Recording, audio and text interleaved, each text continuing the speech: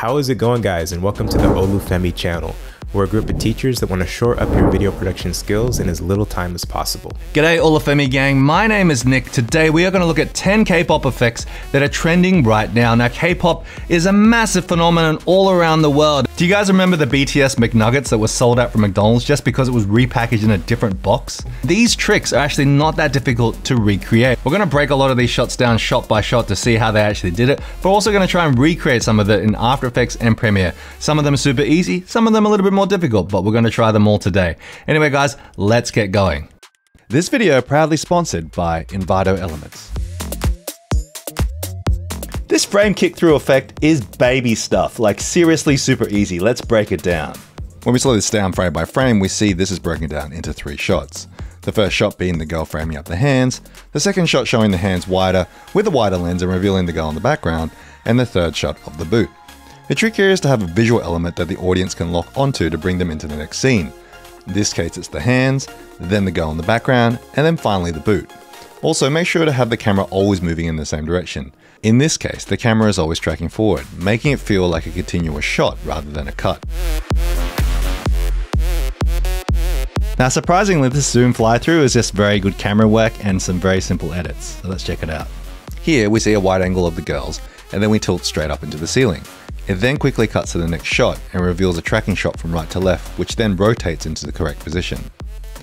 Key things to know about the shot is that it tilts up into something dark and then cuts to something dark. And again, the camera is moving in similar directions to make it feel like one continuous cut. Now tracking 3D objects into live footage is a pretty straightforward process in After Effects now, but it does take a little bit of practice, but we're going to just go through all of the bullet points of how you can do this in After Effects. However, tracking in actual 3D models will require a plugin like Element to import 3D models into your scene. But in this case, we're just going to use 2D cards. We're just going to do a really basic overview, but if you want to see a more in-depth tutorial on tracking objects into a scene, check out my compositing masterclass in the description. First, we apply a camera track effect and let it analyze the shot. Next, select 3 points on the ground that best represent the ground plane. This part is crucial if you want the track to be accurate. It may take a few goes, but nailing this part will give the best results. Next, select solid and camera. Check to see if the solid is pinned to the ground and not sliding. Perfect. Next, let's create our 3D element. Let's go over to Envato Elements to see if we can find some playing cards to slot into the scene. These ones look good. So the question you may ask yourself is, why would I want to subscribe to something like Elements? Because look, I don't really use stock footage that much or those templates or whatever, right? But look at it, think of it this way. When you sign up for Envato Elements, you're actually leveraging somebody else's time to help you get more time back in your day. So if you don't have time to shoot something, go grab some stock footage, throw it into your project. You don't really design After Effects templates, why not just leverage somebody else's design and throw it in your After Effects project? Or if you're just not really a designer, why not just leverage someone else's design skills? And think of all the time you could actually save. You could finish that video game you've been playing, or watch that Netflix show that everybody seems to be talking about, or perhaps even form a relationship with a human being.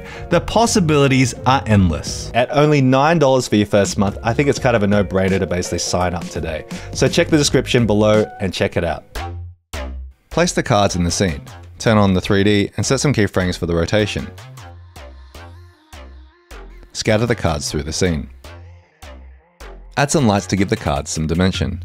In this case, I used a point light to give the cards shadows when they turn, and then I used an ambient light to fill in the shadows so they're not so dark.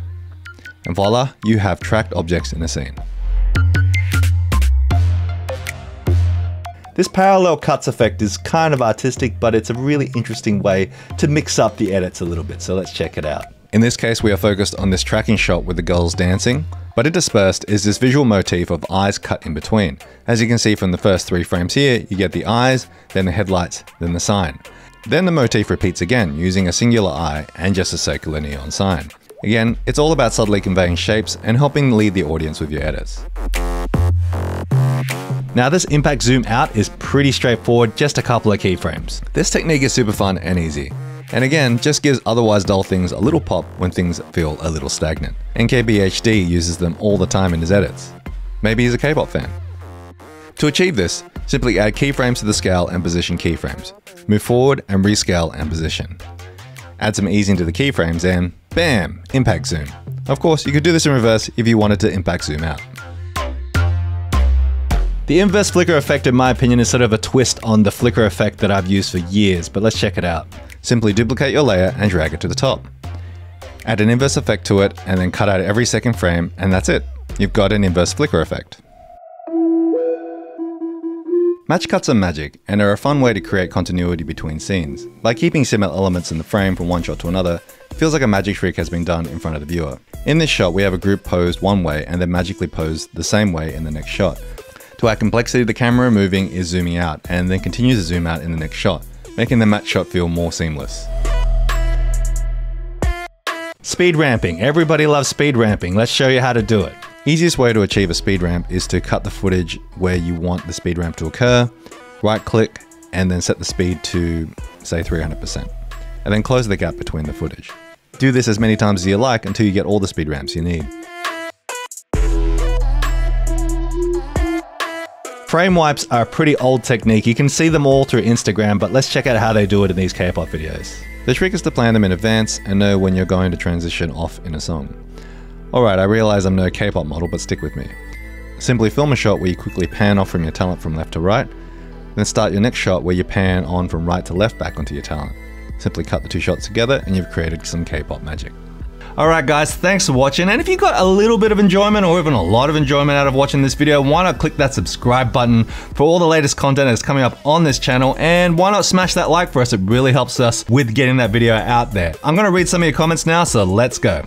Alright, the first one here is from Aaron H. I'm still not swimming in A waters, but this is a great addition to my try menu. Well, I'm glad I could help you out.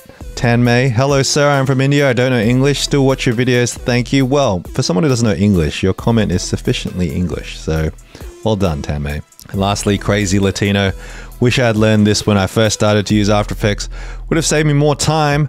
By the way, great video. Well, thank you very much, Crazy Latino, I'm glad you could use some of those tips. Alright guys, well that is it. Thanks for watching. I don't know if you can hear the construction next door, but it's pretty loud, but hopefully it didn't interfere with this video too much. And if you want to leave a comment at the end of this video, that would be fantastic, and I will just select one at random to read out in the next video. Thanks for watching guys, and I'll see you next time. Peace!